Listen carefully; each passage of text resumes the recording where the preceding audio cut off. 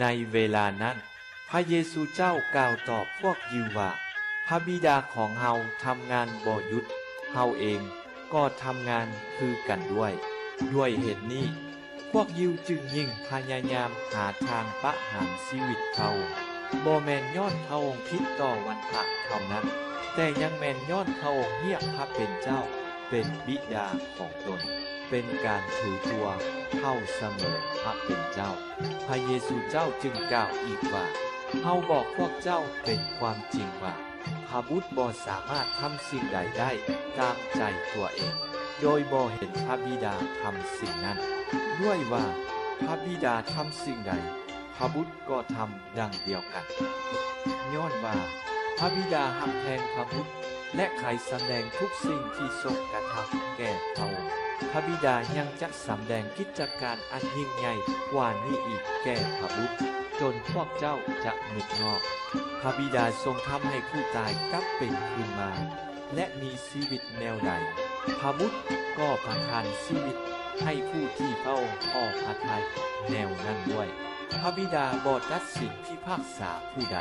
แต่ได้มอบสิทธิตัดสินทั้งหมดให้พระบุตรเพื่อให้ทุกคนเคารพพระบุตรคือเคารพพระบิดาผู้ใดบ่เคารพพระบุตรก็บ่เคารพพระบิดาผู้ทรงใช้พระบุตรมาเฮาบอกพวกเจ้าเป็นความจริงว่า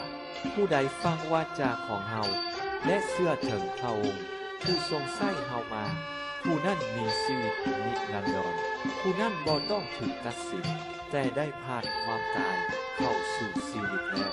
เฮากล่าวแก่พวกเจ้าเป็นความจริงว่าความจะถึงเวลาแล้วและแม่นเดียวนี้เองพวกคนตายจะได้ยินเสียงพระบุตรของพระเป็นเจ้าและพวกที่ได้ยินจะมีชีวิตย้อนว่า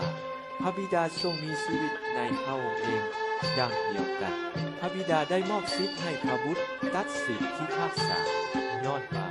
พระบุตรเป็นบุตรแห่งมนุษย์พวกเจ้าอย่าประหลาดใจในพระบุตรย้อนว่าความจะถึงเวลาที่พวกอยู่ในขุมจะได้ยินเสียงพระบุตรของพระเป็นเจ้าพวกเขาจะพากันออกมาหมดผู้ที่ได้ทำดีจะกลับเป็นคืนมาเพื่อจะได้ชีวิตผู้ที่ได้ทำชั่วจะกลับเป็นคืนมาเพื่อถูกตัดสินลงโทษเฮาทำสิ่งใดตามใจเฮาก็ได้เฮาตัดสินตามที่เฮาได้ยินและคำตัดสินของเฮาก็เที่ยงธรรมย้อนว่าเฮาบ่อยากถือตามน้ำใจของเฮาแต่อยากถือตามน้ำพระทัยของพระองค์ผู้ได้ทรงใช้เฮามา